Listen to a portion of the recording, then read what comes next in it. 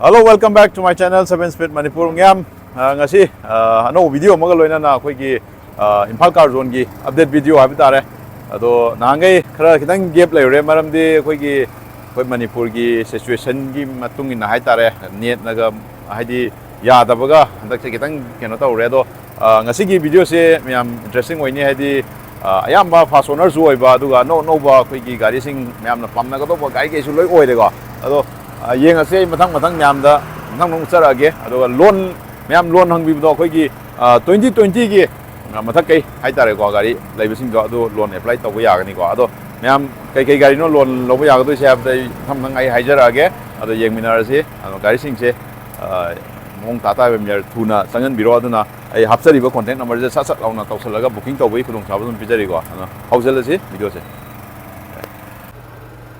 myam khoi gi mafam jigi location ju dum amta ai amka zum share to sarke khoi gi nahawai haina khongnang ani karak ka haibedo adu dudagi adu gi adwai da zum lai re hai tare ko sini ko si tower lai se sida khoi light lai se street light awang mom lai se sigi somda lai re dum oil pump lai do oil pump dugin thangna dum mai lai mana thar lai ni Imphal car zone na Eastern Pharma ga lai sim thangna lai ram ni ko ado asigi video se gari se mong tata ba athani ko lai se ado yengbi ko sida su lai re thar ju lai re the swift su lai re sonia su lai re ado yanan ba dai myam na pamna ga do khara hong ba ane ta haujar ke ko si lai re bit ta pam sin housing lai ga di fasona oi deni ko bit se jo ado ma se 2016 gi oi ko se interior maina ru ni ko gari din si khara di dum ana to re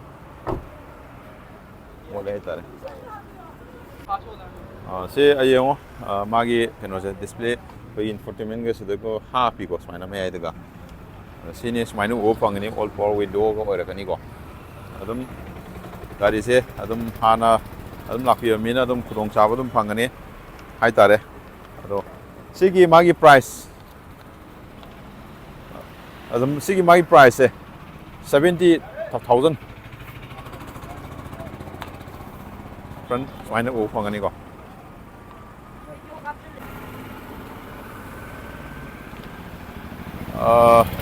silai re ko myam thar khoi gi diesel da 4x4 da yamna khoi gi chet lauri ba gari hai tare myam na su yamna pamna ga do ba khoi gi lambi thong khoi kitang phatab da su myam na dum khange kamai ground clearance dum mi makha dum sang ba dum ya ba gari ni ko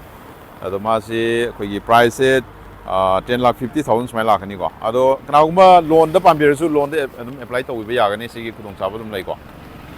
2000 loan se 2020 gi mathak ki gari ge o ga do ni ko ado mai interest do happy dang uchar ke ko yeng mina se ko kilometer su yam thaudri ba gai ne keno 14,000 ki sang thaure ko manung dam yeng se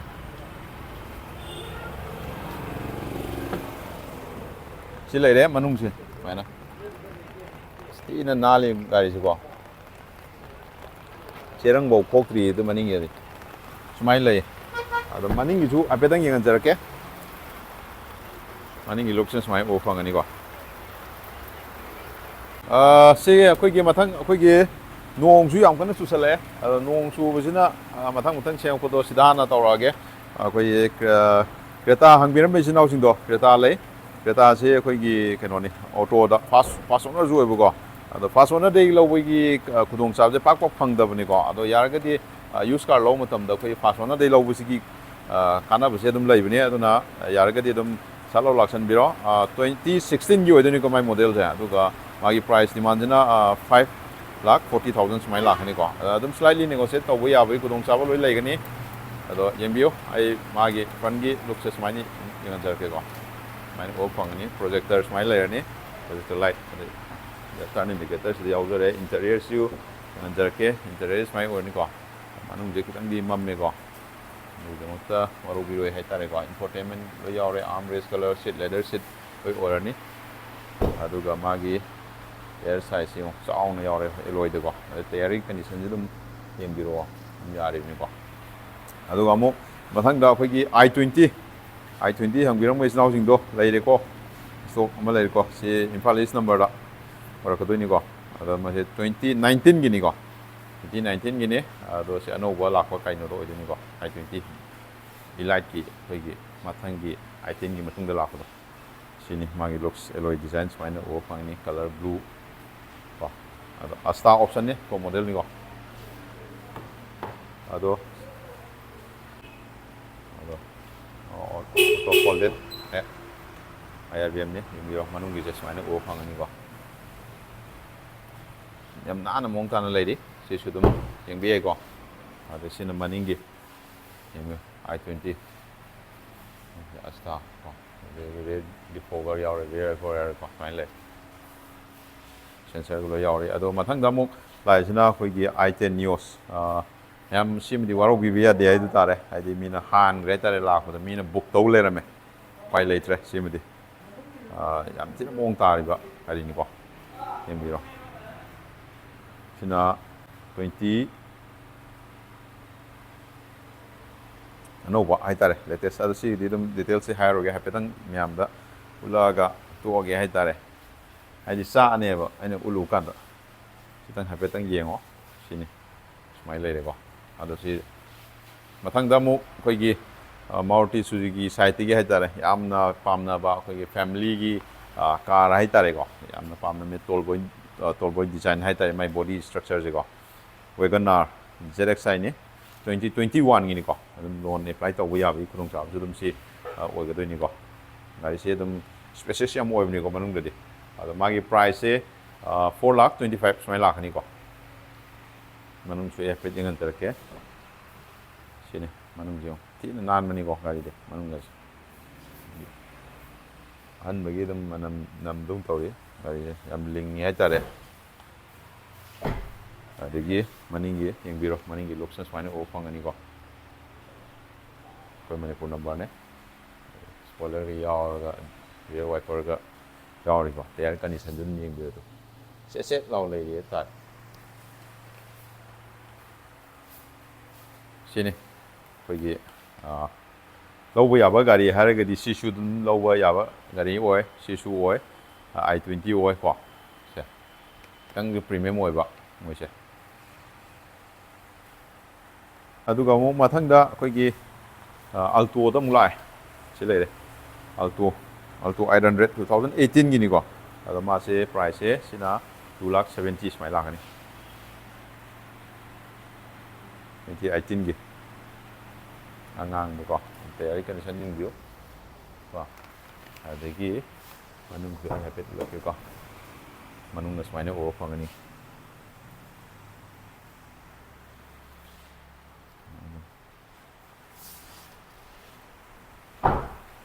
dum lengi sisu ado mathang da muk lesina sisu alto K10 da VXi ko sigi maroon color da ko amalai indio interior leather seat lingi ko ong ta na lady haitare sport mai o phangani ada magi body gi looks mai na o phangani there sudum yari ko ado magi K10 gi magi sisu 2018 gi odini ko mai model se aduga price na 2,80,000 oiba sinamo sini ko ada number nung kari kara koi gi isagi ming de loina ma olaga dum la ka doni ko se dugi da mata ka su ko do singni ne oi di haitare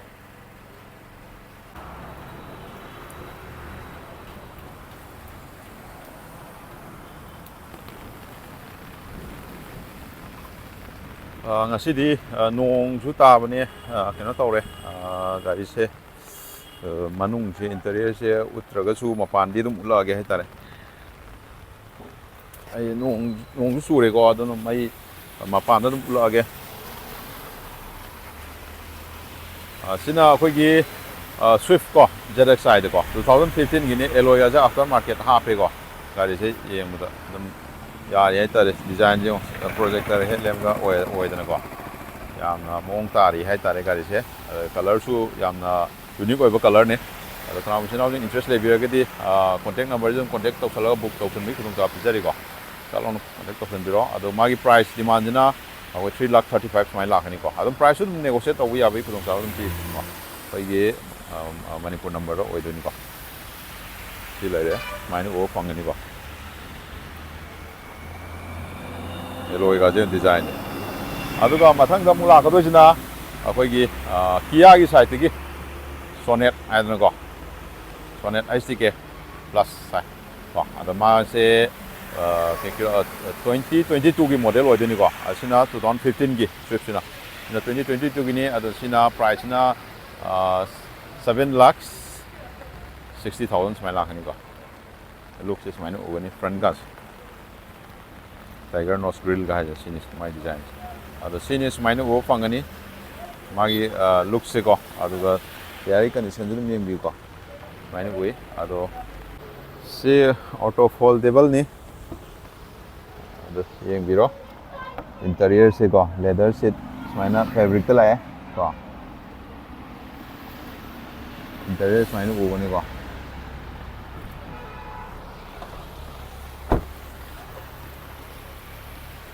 अखोगी टाटागी commercial vehicle Tata H gold diesel निको